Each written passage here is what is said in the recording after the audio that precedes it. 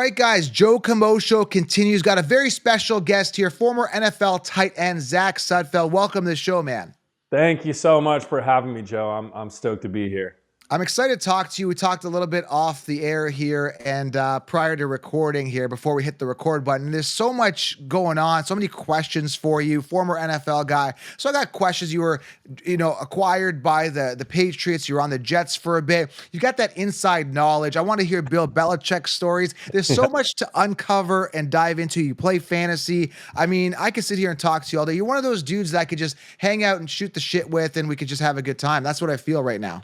Dude, I love it, man. I feel the same way.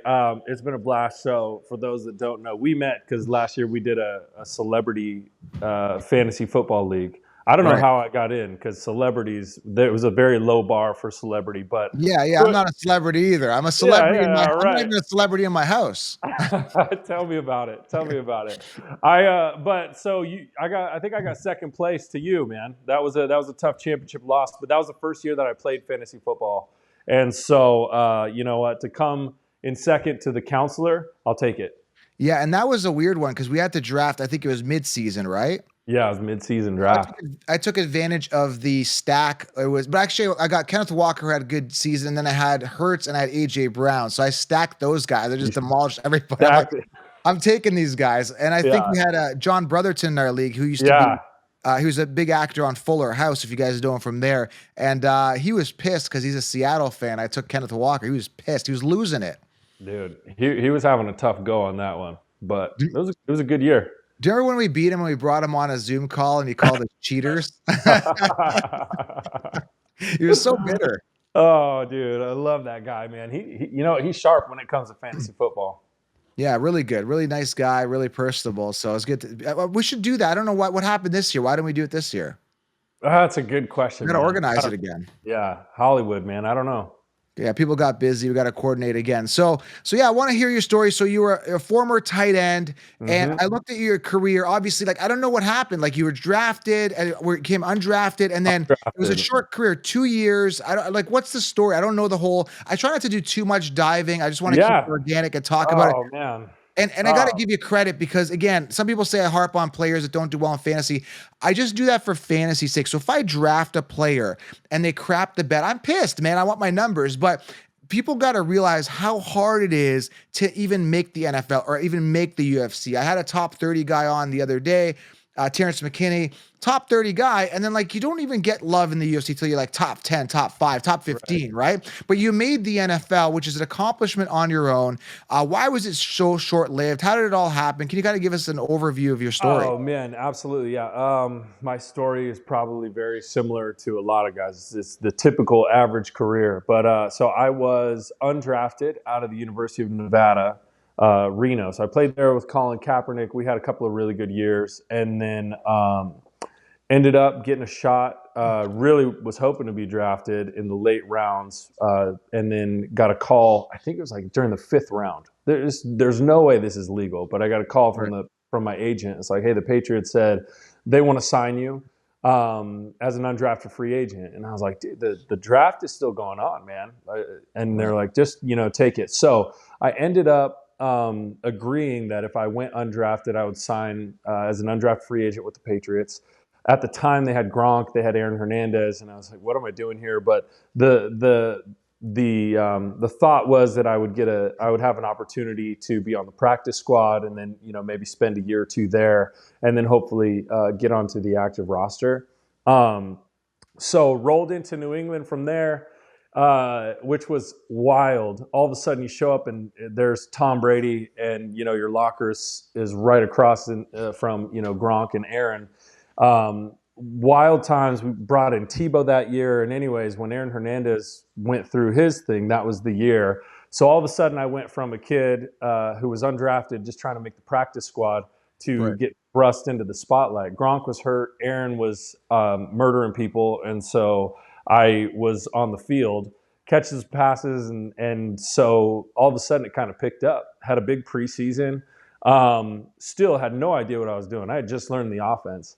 But in the preseason, I think one game I caught like a 2-point conversion from Tom and a touchdown. And so then, our boy Matt Berry picked that up, right? And he was like, hey, this is going to be a guy. I'm going to draft him on my fantasy team. And I remember all of a sudden, it was like one day I'm just like barely trying to make it. And then one day, my phone's blowing up from everyone that I've ever met. I'm like, I just saw you on ESPN. I'm drafting on my fantasy team. Yeah. So I was like, whoa, whoa, whoa, hold the brakes, man, hold the brakes. I don't even know if I'm going to make the team yet. And sure enough, man, everyone picked me up on their fantasy team, and dude, it was not good. I was not in the game plan those first few weeks, and so then all of a sudden, everyone was just hating, and so I had to develop some tough skin pretty quickly. But it was after a few weeks into the season. We had a receiver that got hurt. So Belichick called me in and basically said, hey, look, we're going to put you on the practice squad. That was our intention all the time. And so in order to do that, they had to release me. Well, Rex Ryan, not too far down the road, was with the Jets. And he found that they had the Jets heard that they released me. And so then Rex, anything to get after Belichick, they signed me, so I never cleared waivers. So I went from 24 hours, I was in the Patriots facility to the Jets facility. And I actually had a ton of fun playing with the Jets. Had a couple of good years, and then, not to get into it, this isn't a therapy session, but I got clipped by my own guy in a non-contact drill in the during OTAs, Right. and it blew out my knee. And so I spent a year on injured reserve, another year or two after that trying to come back from it, but knee was never the same. So now I'm looking forward to a knee replacement here in the near future, and ultimately that's kind of where it ends. But it's never just one thing, right? So it was an injury that ended everything pretty much. Is because of that you just couldn't continue? Yeah, I mean, my knee got pretty messed up. And so that's the story I tell myself, right? I mean, every year they're bringing in younger guys, they're drafting kids to come in and take your spot who are cheaper, faster, younger, healthier. So it's a tough industry to stay in. That's why the average career is 3. And but most guys, 99.9% of guys in the league, I would say, they don't get to choose how it ends for them. You end up doing the workout circuit where every Tuesday you're flying to a different town and working out for a team and doing a medical evaluation. And they're saying, hey, we'll give you a call if we need someone or if we have a tight end get hurt. But it's a very high stress life because you just never know when you're not one of those top guys. You never know if you're going to be there week to week. And so, but ultimately, knee went bad, and tried as best I could. It was like the ship was sailing away, and I was trying to swim after it. Tried to Right. get back on board, but no dice. I always found in life that if so everything kind of happens for a reason, it really does. I'm a true believer in that. I know it sucks, it's unfortunate, but what really bothers me is players, they train their whole life and then an injury happens. They don't really hit their ceiling. For you, obviously, it looks like, you look happy, you're a family guy. Do you think that, everything does happen for a reason? Is it kind of good? I mean, anything could happen. Maybe you played a couple more years, got more seriously injured, right? I believe Yeah, everything happens for a reason. So, do you really have a lot of regrets because of this, or do you feel really content right now? Like, this happened to me, I've made the best of it, and I'm content. yeah. I mean, that's a great question, and honestly, it probably depends on the day. Right. There for a long time, and even still, sometimes watching football on Sundays can kind of get me a little bit Yeah. of man, what could have been. Because I was from the time I was 10 years old, I wanted to be a pro football player. And everyone says, "Oh, you're not going to be able to do it. You're too white. You're too slow. You're too this or you're too that." And you just keep going, and that's what you know, and you're validated for that your entire life. Your friends think you're cool. Your friends' dads think you're cool. The girls in school think you're cool and want to wear your jersey. So you're like, "Oh, sweet, this is great." And then you just kind of follow that path all the way through, and then it ends. So to go back to your question, absolutely, everything happens for a reason, man. I'm stoked on life. You see, I got a surfboard and a Christmas tree. My kids are, probably running around. We got chickens in the backyard. Like, Yeah. I'm living the dream. But there is definitely, I I I really miss my first love, which was football, which was playing and catching passes, and feeling like it got cut short. I wasn't expecting. I was expecting a career that maybe went, 6 to 8 years. um, even just doing the special teams thing, backup tight end, whatever that might look like. That was kind of the career that I was hoping for. Once I made it in, once I had made it, and I kind of said, okay, I can do this at this level. And then it just like that taken away, and it's a process of going through. I mean, I tore my ACL, and 24 hours later, I'm in the training room. They're scheduling a surgery, and I see 5 guys that they've already flown in that I've known from around the league to come and compete for my spot. They're all doing their workouts, and then another time you're that guy coming in when a guy gets hurt. And so it's definitely heartbreaking. And when it leaves, it makes it difficult. But all that to say, man, I'm absolutely living the dream now. Yeah, I mean, that must be hard again, but again, everything happens for a reason. And the fact that you made the NFL, I mean, it's kind of like I've made it, like you just want to hit your ceiling, but the fact that you still made it is a huge accomplishment on its own. I mean, 300 plus million people in the US, how many people make the NFL? Like, Yeah, count them on your yeah, hands. So, I mean, yeah, that's my takeaway from this. Like, you hit one of the best and best sports. You hit the pinnacle, man. Like, you hit it. yeah. Personal development, like you could have personally had better goals, maybe better stats, but you still hit it. And that's a huge accomplishment. And at the end of the day, what do we all want? I think we all want freedom. We want family. We want love. It sounds like you've got that. And that's all the ultimate goal, right? Everything else I think is a bonus in my opinion, right? Dude, So that's so true, man. Look at you waxing poetic on that stuff, man. yeah, I'm getting all Absolutely. emotional now, man. Where's the tissue No, box? yeah, exactly. No, it's the absolute truth, man. And so I feel very fortunate that I made it, made some incredible friends, had a Forrest Gump experience. I mean, I was like right next to. You remember when Geno Smith got his jaw broken? I I think was so. right. I was right next to that when it happened. You're in the It was action. I was in the action, man. It was wild. So it I'm was, in the action, but it's always in front of my screen playing fantasy football. That's as close as I get, or yelling at the TV, one or the other, or spitting at the yeah, TV, or throwing it across my room, one or the other. Yeah, so much to talk about. So again, going back to the story here, I just got to talk about this. So what does it feel like? You know, put us in the moment here. You walk in, Brady's there, Gronk's there. Is it kind of like starstruck, or did they kind of make you feel like one of the guys, one of the boys? Were you in, or was there kind of like a locker room, kind of like, who's a new guy? He's not taking my reps type thing. What type of feeling did you get? I mean, I don't think that those guys were worried about me taking their reps. No. Sure, there were veteran guys that were maybe a little bit more concerned about rep count and things like that. But for those guys, I'll never forget. So the first time I rolled in, Tom was walking through the locker room, and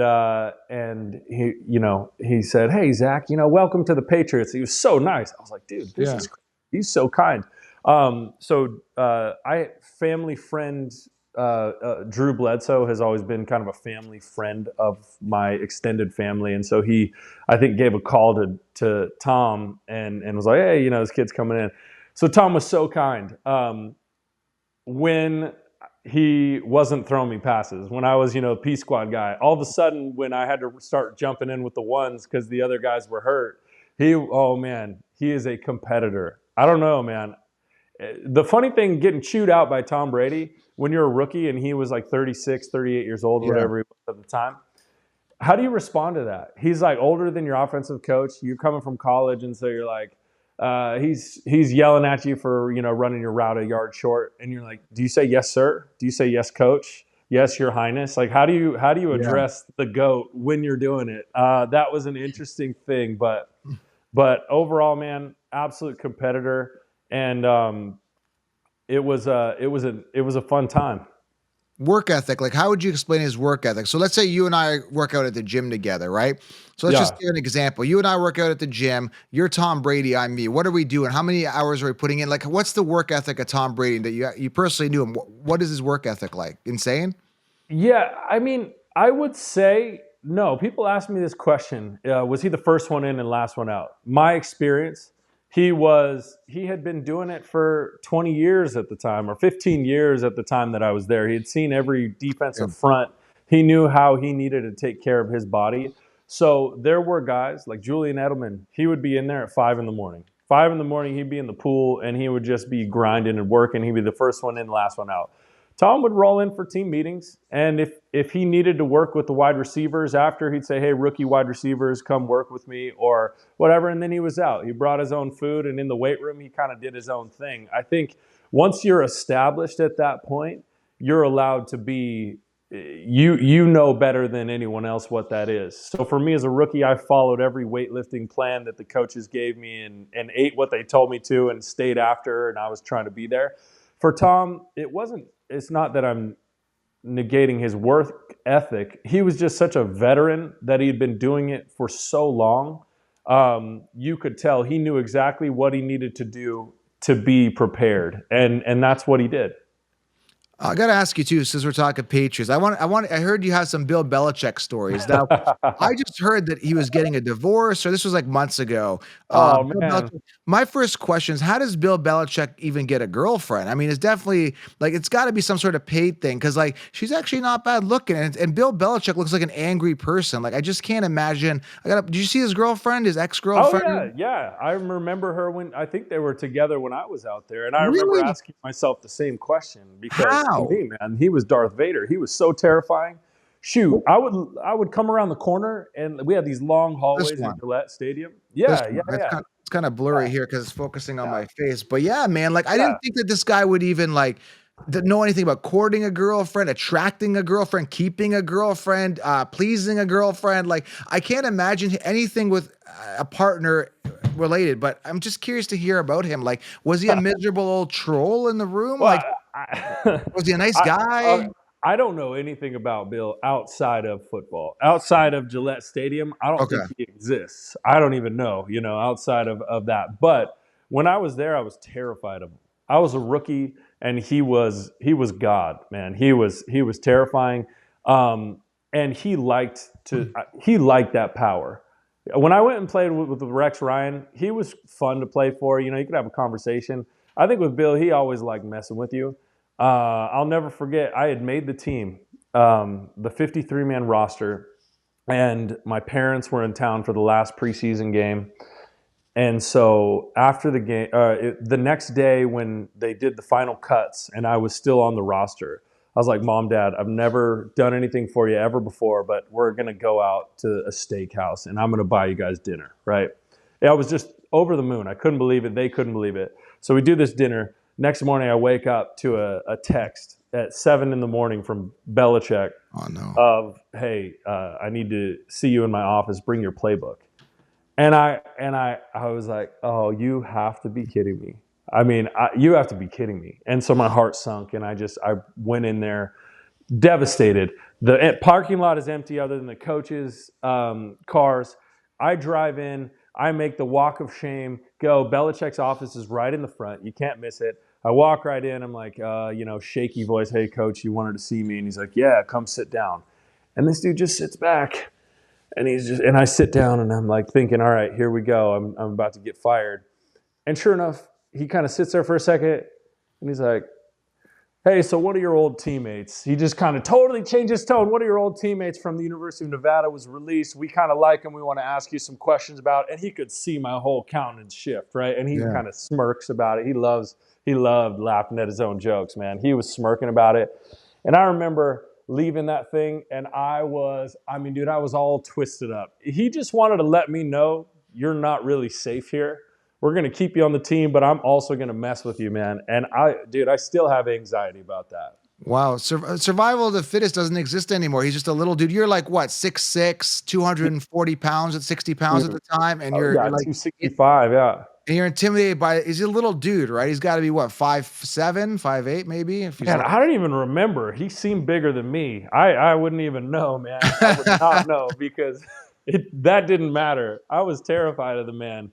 did he And ever joke around in the locker room? oh Hey yeah, guys, yeah. yeah, a little bit, yeah. Absolutely, but he was one of those guys where he would joke. It was usually at someone's expense, and he would joke, and then he'd be the one laughing. You know, like you can tell in his press conferences. You can even watch him now when he gets a little zinger in there or he has a good response. He kind of gives that little smirk, and Yeah. you're like, all right, this guy likes his own jokes. But no, I mean he was not bad. It was a very interesting place to play. I would say very much a college atmosphere where he was the coach and you were kind of the subordinate players, other than the Toms, the Gronks, Vince Wilfork, Logan Mankins, guys at the time.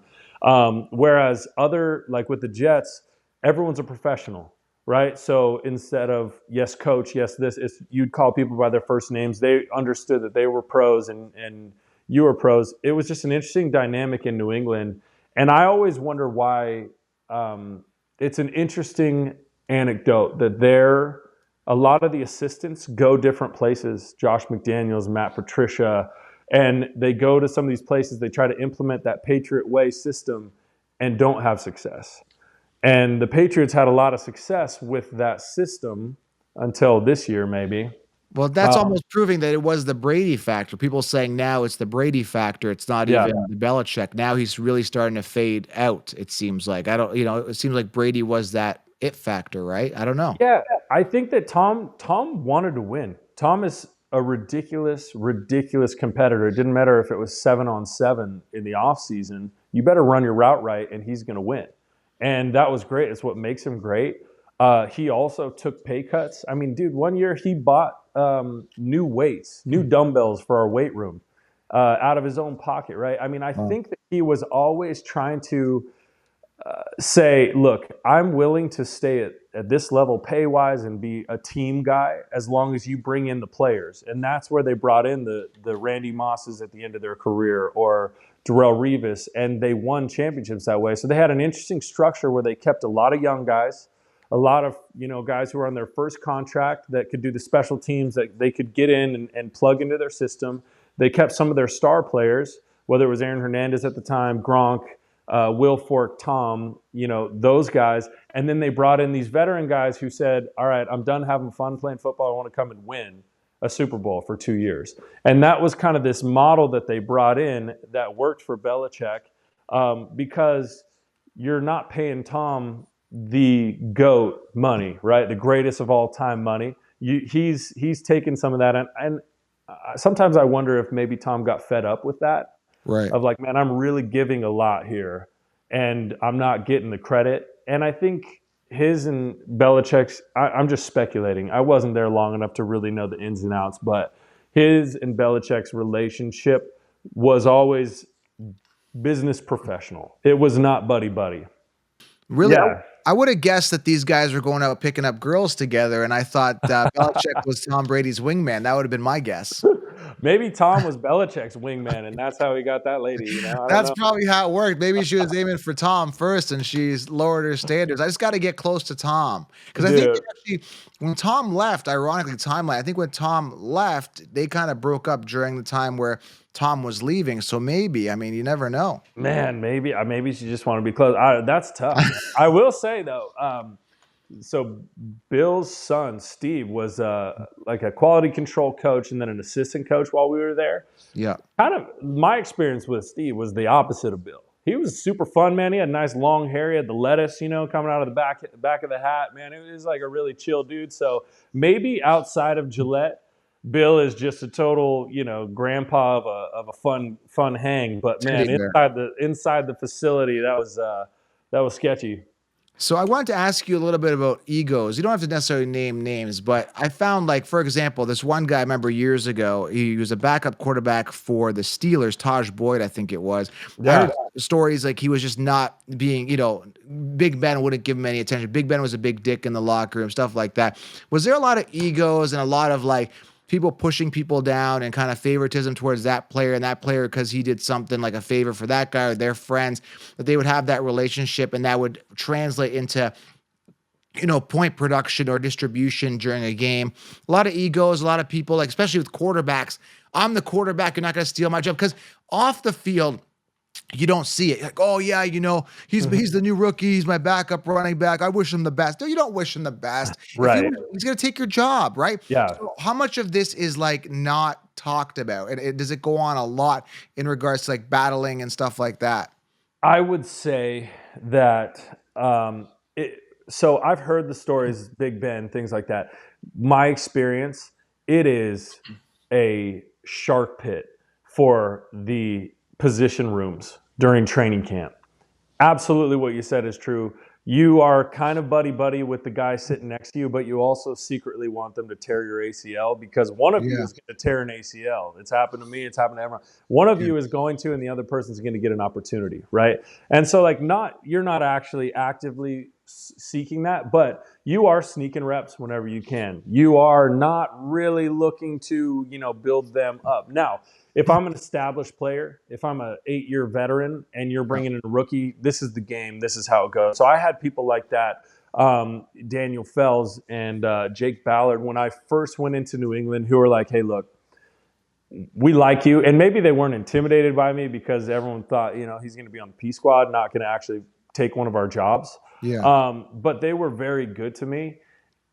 It was after that you're actually competing the subsequent years where you're actually competing in the locker room where it gets pretty tense in the locker rooms.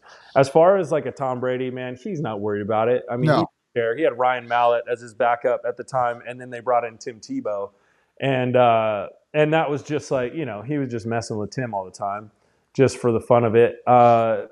Different places that I've been, like Ryan Fitzpatrick with the Jets, he was great with everyone. It was just kind of like a real, pretty mellow thing. But when you're in it, when you're in the meeting rooms, when you are a bubble guy competing with other bubble guys, man, there is no love lost. You are not, it's catty. Like I'm seeing that right now in the committee with the Lions. I'm a big Gibbs. I feel Jahmyr Gibbs the guy. And as Yeah. soon as Montgomery went down, it proved my point. Jahmyr Gibbs is phenomenal, but they're still running Montgomery, which they shouldn't be because Jahmyr Gibbs is just so much better on every run. That's my opinion. That's what we're seeing, Dude. factually. But it seems like the politics of it are like we paid Montgomery. I don't know what it was, 18 million for 3 years, whatever it is, 6 million, 7 million a year. They're running it, and I almost feel like it's a coach's decision. I don't know. This is just me speculating. I feel like the coach said, let's bring in Montgomery, and maybe the head office said, we're going to draft Gibbs, and then Montgomery got the shine, and then like it almost seems like, is there like and I'm not saying this particular situation, Absolutely. example, is there a struggle between head office who drafted and the coach's decision to bring somebody in? Is there like a battle of egos? Like, no, I brought him in, I got to prove it. So is it a constant proving ground type thing scenario happening? Absolutely. Okay.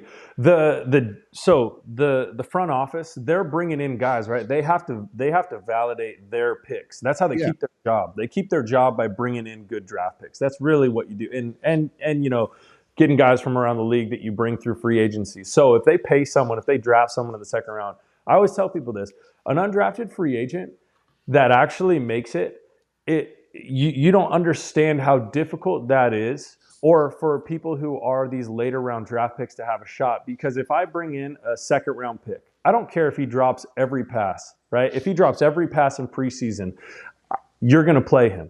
And they have enough power to tell the coaches, hey, we're going to feed this guy the ball. And the other thing that's interesting about the NFL and really every football system is the game plan is a huge factor, right? I was watching the Vikings game last night, and TJ Hawkinson, he's out there, and they're feeding him the ball. I think he's a good player, but they're feeding him the ball, right? They were lining up with like a 3 tight end set, with the wing set, and they're running routes. 2 of the tight ends are running decoy routes so that they can get Hawkinson open, and that's Right. good. But there were times in my career where I was the guy that they were saying we're gonna get him open through scheme, and there were other times where I'm the guy who's just run a little over route to kind of clear out a linebacker. And so, from like a fantasy perspective, absolutely politics play into it because teams that draft these kids are going to give them opportunities. They're going to try to feature them because that's how they maintain their job. Coaches need to win. Front office guys need to have success with their draft picks. That's the name of the game. And so, of course, they're going to push and push and push those guys.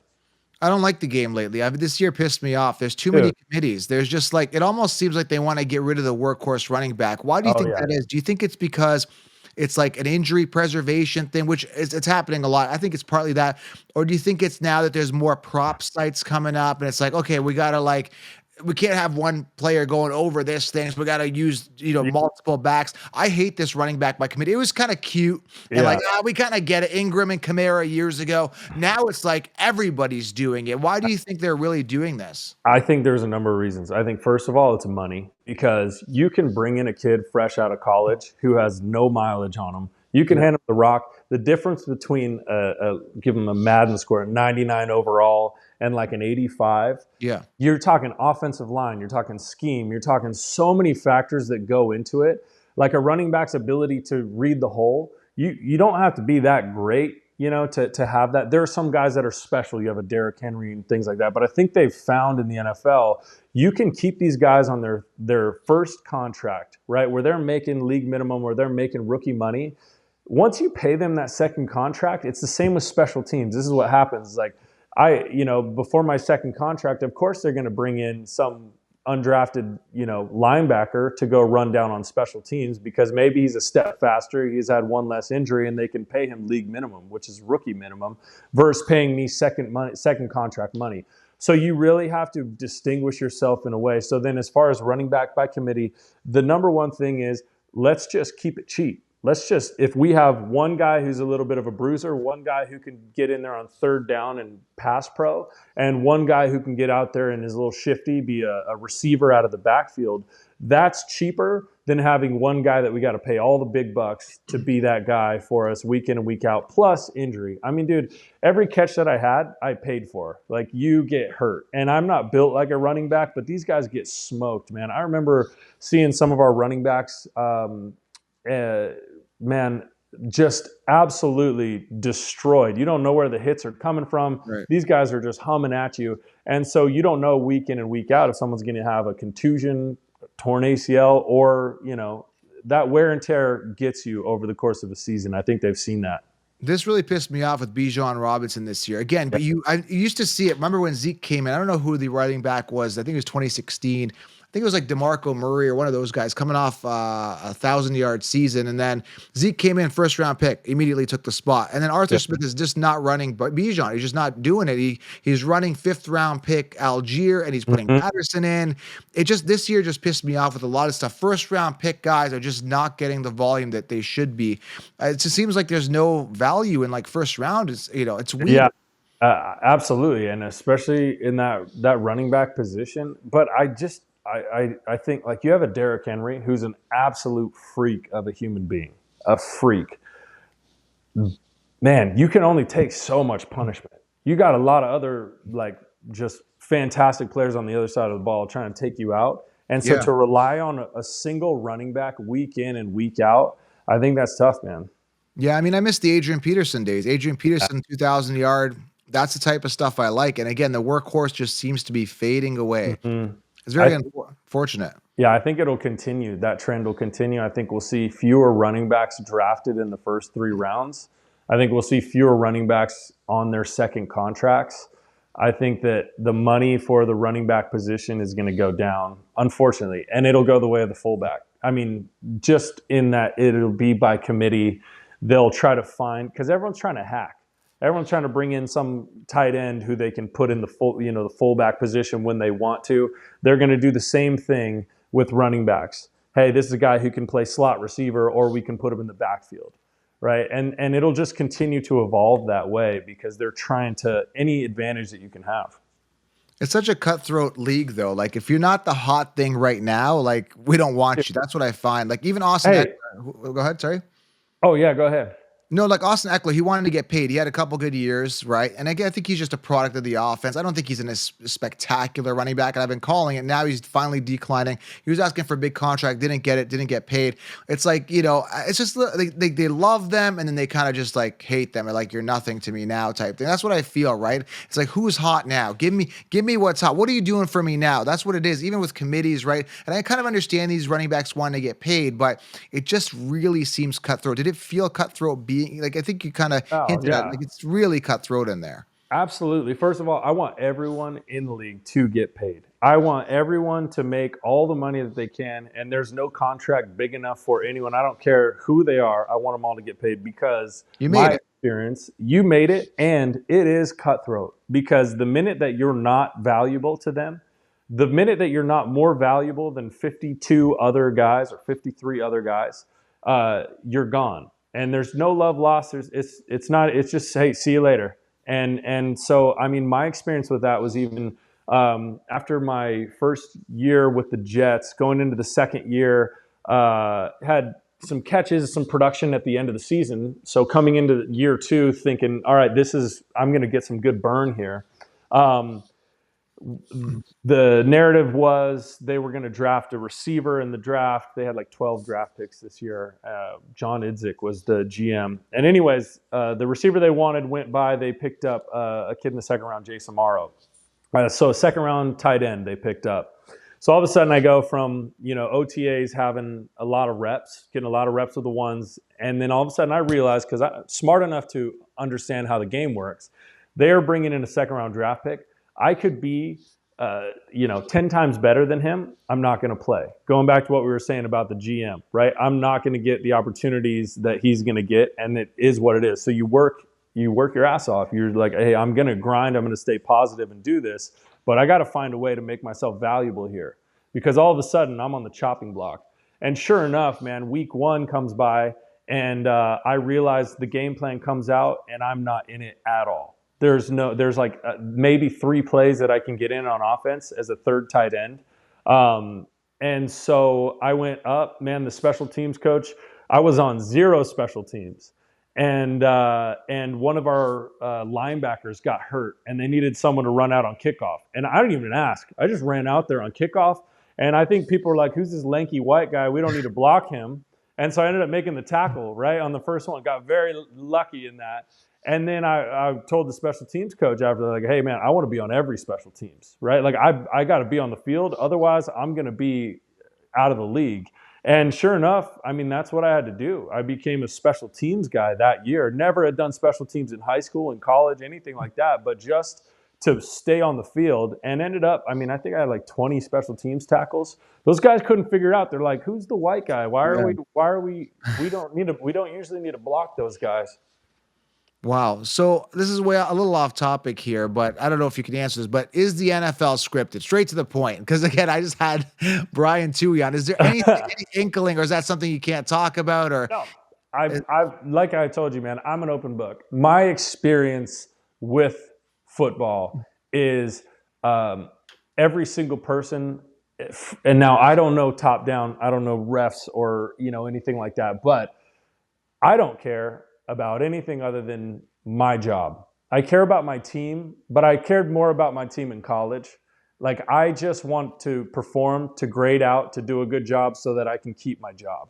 I yeah. think that everyone in the NFL has that same mentality. The first priority is, I just want to keep my job. So to say that it's scripted, yeah, I mean, you can go there and say that some of these veteran guys who are established and whatnot, maybe, and I've heard about gambling and different things like that. But my experience from the bubble guys on up to like the 85 percentile of players is, I don't care. You can ask me to do anything, and I could have I will, no matter what. I am trying to win, and I'm trying to do my absolute best on every play.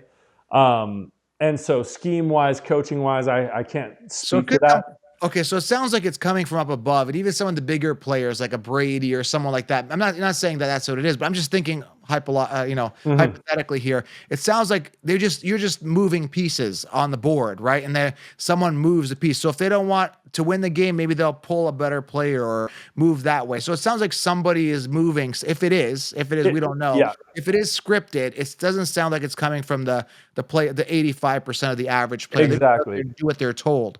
I Okay. think, yeah, Yeah. the 85%, the bubble guys up to that echelon. There's no, you are just fighting for your job every single day. Okay. If it were to be scripted, and I don't know anything about that, but it would have to come from coaching staff down to quarterbacks, and then you get to a point where people are so competitive in the league.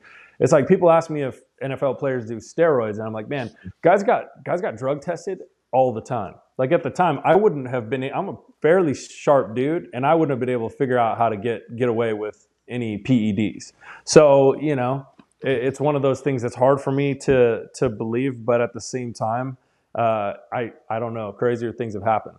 Yeah, I mean, I think it would be the refs, it would be owners, it would be coaches, it would be the league if it was. Again, I had Brian Toohey on. We had the discussion about this, and a lot of people seem to be into looking this stuff up. So I just wanted to hear it from an NFL player. So it doesn't sound like, guys like I said, the bubble just don't hear about it. That's good to Yeah, know. It's not like it's a big memo league wide and everybody's. I think if it was like that, it would just be more open. It's like yeah, WWE style. right. That's wild. So for fantasy, how are you doing this year? I mean, you play every year, and also before we get into how you're doing in your leagues, actually, I wanted to say, so when you came out for fantasy, you did well, the one game or whatever you played, people picked you up, and then Hmm. this was before like the internet was good in 2013, but now it's so much Hmm. bigger. Right. Were you feeling it from fans, and how did that feel? Now, Yeah. one thing I don't like is when these players, I don't know if you did or not, so I don't, maybe you did, but players go and say, I hate your fantasy team and stuff, but they don't know that fantasy is directly proportional to reality. So if you do well in fantasy, it's going to help your overall stats and potentially your team. To say that you hate fantasy, maybe you just hate being annoyed by fantasy fans. I think that's what it all is, right? Yeah, I would say I understand what you're saying. I would say that for me, it's interesting when people say I don't care about your fantasy team. It goes back to what I was saying about if the game is rigged. I am there. I am there trying to do my absolute damnedest to be a Yeah. good football player and keep my job. So every time that I was out there trying to run a route, yeah, it was an interesting time because from my perspective, I'm a kid who's trying to make the practice squad. And then all of a sudden I got thrust in the spotlight and I didn't even know, I had never played fantasy football. And then all of a sudden Matthew Berry's doing a segment on, why you should draft Sudfeld. And there's this added kind of pressure on that. Now I agree. The more catches that I have, the better my team does. It's one of those things. At the same time, that was not at all on my mind. My mind was like, dude, run the right route. First of all, line up in the right position, run the right route, catch the ball, don't fumble, right? Like these are the things that you're thinking about as a player. And then all of a sudden, there's this huge wave and storm of, hey, you got me no points, or I need more points from you, and this and that. And I totally understand. So the thing with fantasy is it absolutely makes players more recognizable. It is Yeah. good for the game. The only reason that people know who most tight ends are, back in the day, you knew Tony Gonzalez and the tight end for your team. Yeah.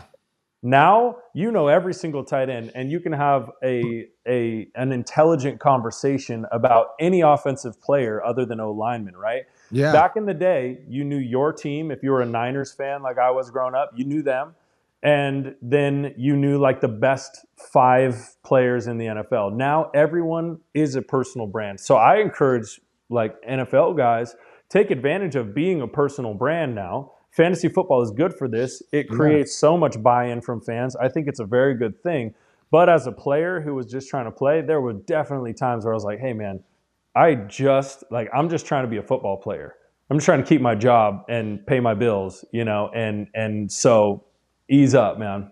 Yeah, they gotta embrace it, and that's what I would be doing if I played fantasy. And if I lost, like, this is just me. If I had a bad game, I tell every fan to screw you, you know. But it just seems like every NFL player is. That's why I don't even want to interview current NFL players. Like, to be honest with you, what am I gonna say, man? How you doing? Oh yeah, man, I'm doing. Like I could bring in David Yeah, Montgomery.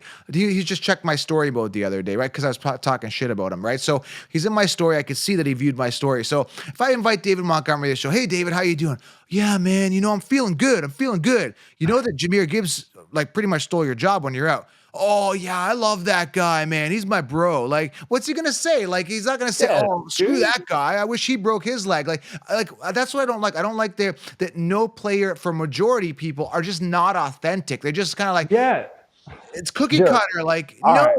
you know? Absolutely. But you are in the system. Like when you are in the system, it is so cutthroat. You are not trying to give anyone a reason to write anything about you to create a distraction. When Right. I was in New England, Bill Belichick, we did all kinds of media training. Basically, he was just like, rookies, just shut up. Just don't say anything, right? Yeah. He would for team meetings. You're in team meetings with Hall of Famers and you're rookies, and he would pull up a guy's Instagram and he would put it up there because this guy has a shirtless pic. He's like, this is not the kind of stuff that we want to be putting out there. Or if you had a quote and you said, I think that I, did a good job, this or that. And he would put you up on the board. He would put the actual newspaper clipping on the board, and the whole team would see it. And he would say, I mean, are you kidding me? This never happened to me because I kept my mouth shut, right? But are Yeah. you kidding me, Sudfeld? Are you kidding me? Do you guys see what this is? I mean, and he would just totally light you up. So all these guys are in this ecosystem of, you know, football is taught as you grow up. The name on the front of your jersey is the only one that matters, not the name on the back. Don't create attention, don't draw attention.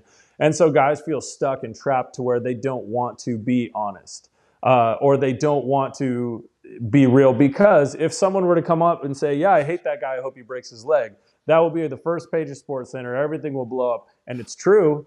Of course it's true. Every single guy in the NFL is wanting someone else to get hurt if they're a backup, right? Like secretly they just want them to get hurt because we're human beings. We want to play. Yeah, like not permanent, like this guy can't walk, and he was more just like give him a torn knee just to get him off the field. That's what I think in Yeah, fantasy. I'm not thinking like I don't want anyone to get seriously hurt. Nobody right. does. Right. But Well, just like anyone with a regular job wants the person who's ahead of them, their superior, to go somewhere else so that they can, yeah.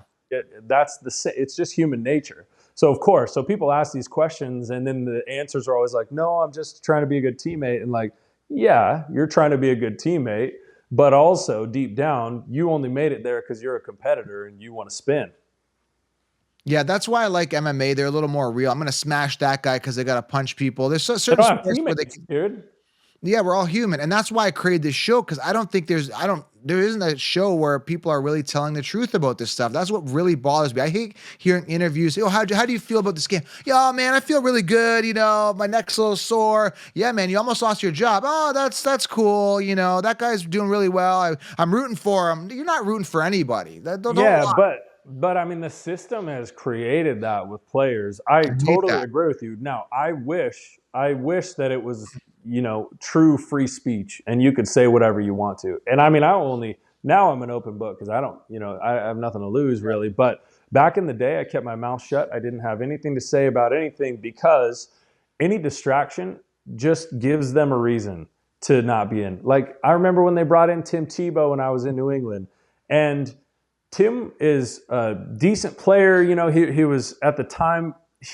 The big issue was the distraction that he brought just by virtue of being Tim Tebow on the New England Patriots was not worth his ability as a player. And frankly, I mean, I played with Cap. I think what I view as, going on why Cap never got another shot is because any team that brings him in, that's a story. All year, it's just nonstop questions and scrutiny and media and all kinds of things. And these teams just care about winning. So for a backup quarterback, most teams just want someone who's quiet, who's going to sit there, wear a backwards hat, hold a clipboard, know the offense, be a coach, right? And those guys can do it for a long time. They When don't you like are outliers. They don't like outliers if it doesn't right, benefit certain exactly. stuff. But they also do like outliers. They like people that are loud and noisy. Like they like Travis Kelce now. He's pretty Yeah, immediate. but you can be Travis Kelce if you are Travis Kelce, right? Gronk could be Gronk, and Gronk could get away with Gronk things that I couldn't get away with in the locker room because he was out there scoring 14 touchdowns a year. I Yeah, was an undrafted rookie, so his juice was worth the squeeze. For right. me, if I make any noise, just shut up. Like if someone else is dating Taylor Swift and all of a sudden it's this huge media thing and they're doing all the commercials and stuff like that, you better be a damn good football player or an established football player before you can do that. That's why Aaron Hernandez or Aaron Rodgers all of a sudden is able to do the Pat McAfee show and all this. He's graduated to this level of no one's going to say anything about him.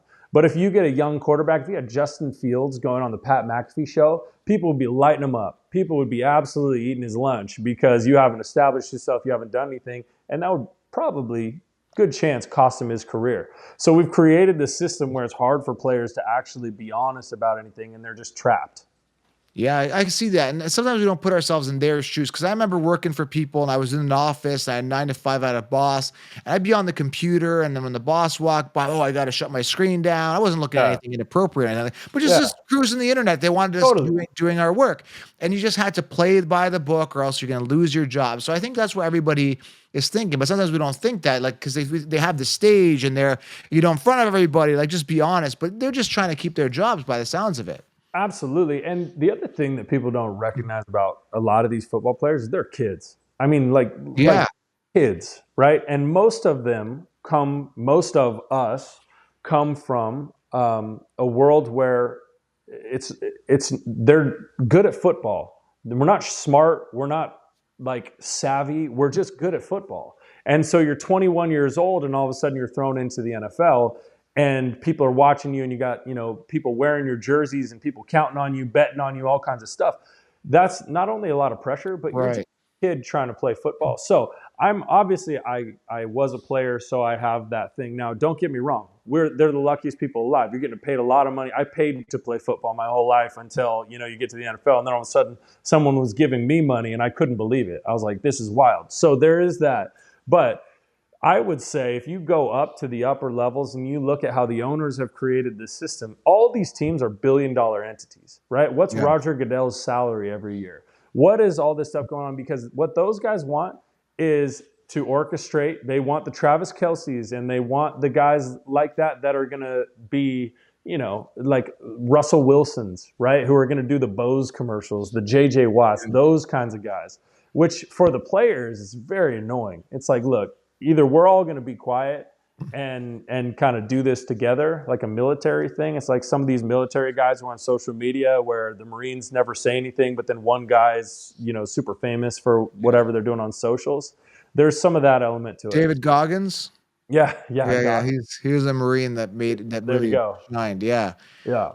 It's crazy out there. So for fantasy right now, are you playing? How many leagues are you in this year? Like One league, and I got a co-team with our boy John Brotherton. To be honest with you, I not good at I didn't understand fantasy, the point system, how any of it worked. Never looked into it until last year. Last year was our first year, so John has been tutoring me, which is pretty funny in fantasy football. But we got Tyreek on our team this year, and he's crushing it. But we're actually in a league with Jaleel White and Dante Bosco and some different. Yeah, I think I saw a picture of that. You guys are all together. Yeah. Yeah. So doing well this year. I think we're 1 or 2. I got to check after last week, but I'm the assistant coach. So Steve Urkel's in your league. So when he wins, does he come out and say, "Did I do that on every time he wins," or what? No, not yet. Not yet. I got to check the score. I got to check the books, but no, he's a great dude. We actually did our fantasy draft at SoFi Stadium, which was a blast. He had the hookups for that one, but I'm just in there fangirling, just like, oh, dude, I grew up watching these people, and now we get to play football together, which is my wheelhouse. So it's a pretty fun league to be in. I grew up on Family Matters and TGIF back in the day. Those are the days, man. The good old days. I see you have a tree in the back. Are you getting in the Christmas spirit yet, or what? Oh yeah, you better believe it. I have 2 young boys, and so day after Thanksgiving, we rolled out. We used to live up in Oregon. When I first got out of football, we went up to Oregon, and so we could just go out into the forest and you get a little permit. You cut down a tree.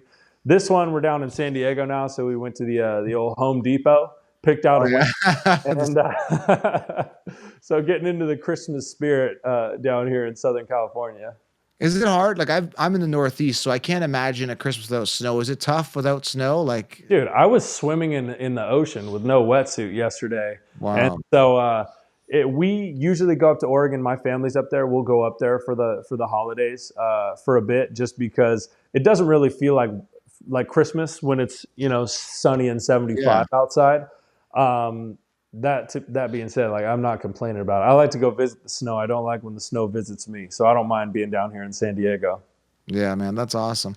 Well, I don't want to hold you up too much, man. I just want to talk, have a good conversation. I want to bring you on to my fantasy show as well. Please. Prime time. I want to get you on, like, maybe even like a couple times a month or something, just to get, just to get your feedback. Because one thing I get criticized, oh, you don't know any reality football. You're just a fantasy guy. Like, I get all the hate in the world. Dude, but having your insight once in a while on the fantasy show would be fun.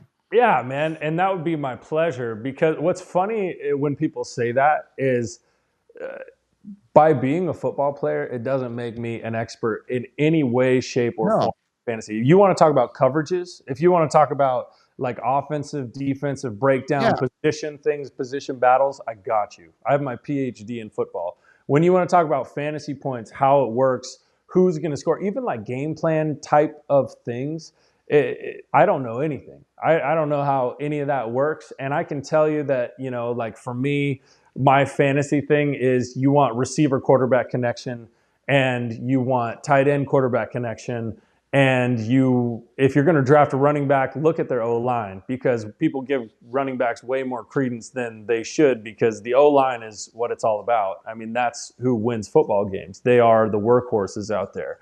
And so like all these different things, that are maybe more schematic, but I don't know anything about fantasy football relative to your expertise as someone who studied it and played for so long. One thing that I'm good at, and again, I'm not here to toot my own horn. Why I believe and I know I'm the best in this. Like I know I'm the best in the world at fantasy because I'm very intuitive. Like little things, like everybody does the copy and paste, right?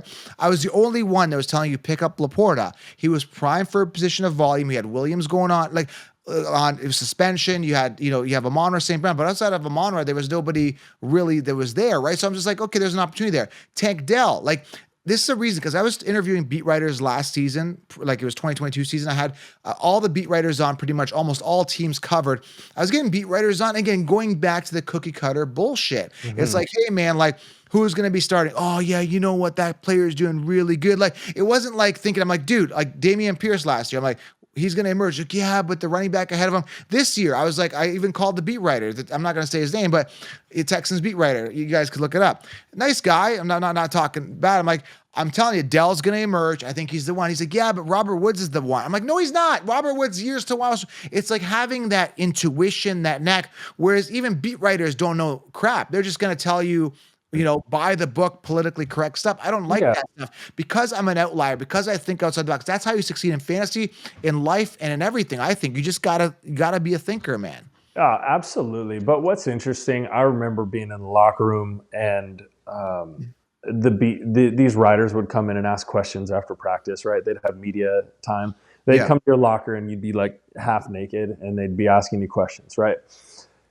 I remember, I think it was year two, and I was sitting there, and someone asked me a question. It was like a question about special teams. I don't remember the question exactly. I got to think about it, but I remember looking at the guy, and I'm like a very open, nice guy, but just thinking, Yeah. dude, you know nothing about football.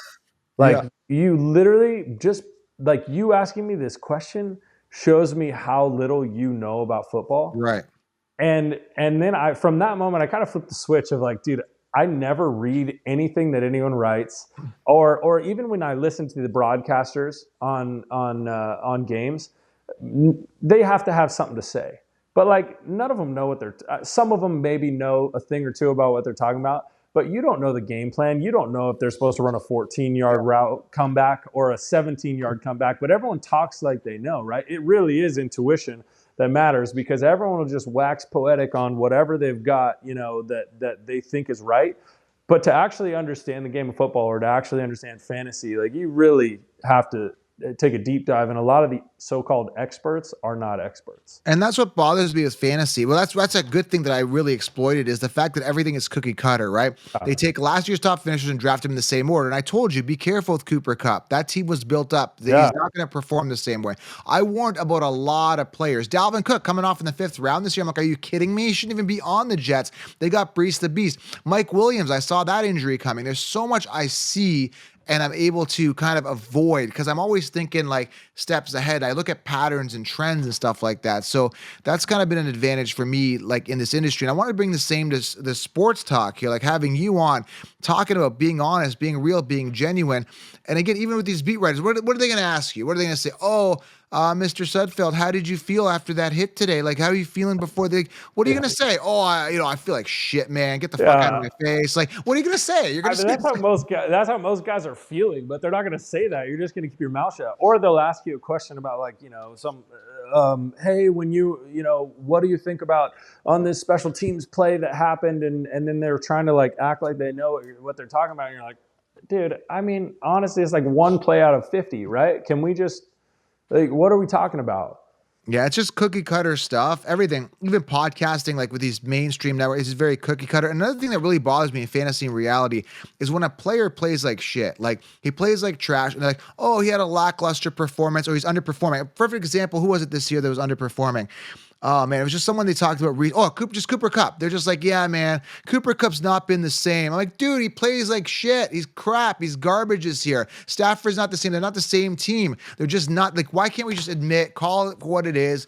And like, what are you gonna hurt his feelings? He's a big boy. He knows he played like crap that game. Maybe he could take it. They just massage everything. I don't know.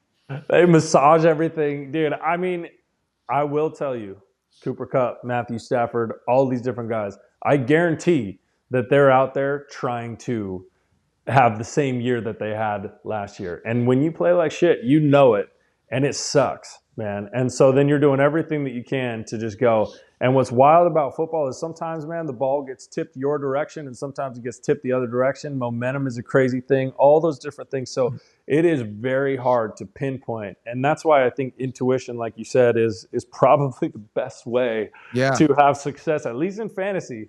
I mean, because some of it is just right place, right time. Yeah, man, it's a tough sport, and I give everybody that plays it credit. And I do a little bit more for clicks, the yelling and the screaming and stuff. Do you follow the channel? You see how crazy Oh I get, yeah, right? dude, I see it. Yeah, I see it. So What's I have. funny? Yeah. Go ahead. Oh, I was just saying, what's funny is I totally understand it. And like you said, man, we're all big boys. This is the name of the game is you want to be out there and on TV. Then this is what it takes, right? And so yeah, on one like we're all human beings and just normal, have families that we go home to as well, and all this different stuff. I mean, shoot, my wife got death threats when my little brother threw an interception. It's crazy, Wow. like some of that stuff is like, hey, let's just ease up on that. At the same time, you want to go and get paid a lot of money to play a game, then this is the nature of the beast. And like we said, fantasy football brings an astounding level of like personalization to the game, recognition for players. So I do hope that moving forward, things trend towards players being more open and more vulnerable and honest. I think that is a top-down thing rather than each individual player, though. And so it'll be interesting to see. For sure. Well, Zach, I appreciate you coming on. Thank you for giving that insight, that stuff that we as average human, normal people that Clark Kents of the world are not able to see. Whereas you, Superman, Yeah, have been in the right. locker room, you've actually seen it. But us average civilians have not seen it. So I'm just a Clark Kent who snuck into the locker room for a few years, man. Until they found me out. So keeping it humble. By the way, you've lost some weight, right? Like you were like a big dude. Now I was you a look. big dude. Yeah. What do you walk around now at? Just curious. I'm like 220. I've really lost some significant weight. But they told me when I had my knee injury, they said pretty much every pound that you are heavier is like 4 pounds on that knee, and Okay. you'll be a year closer to your knee replacement. So I try to keep it as lean as possible just to stave off that knee replacement. Well, I appreciate you coming on, man. It was a blast, and I want to get you on for more fantasy shows. And when this show blows up, it gets bigger. We got to get you back on. We'll have some more Yeah, truth man. talk. Let's do it, man. I love it. I appreciate what you're doing, man. Thanks. I'm gonna go follow Bill Belichick's love life. I want to see who he's dating now. I'm really curious to see if he steps it up. I don't know, man. I don't know if he can I step. don't know, man. It looked like he outkicked his coverage on that first one. So I don't know what we're doing. Man, I am Bill Belichick. I had to use the voice changer at some point in the game. there's my That's voice. what he sounds like in my head, Yeah. anyways. All right, Zach. Well, appreciate it, man. We'll All talk. right. Take care, guys. Subscribe. Thanks, Drop your Joe. questions below. We're out.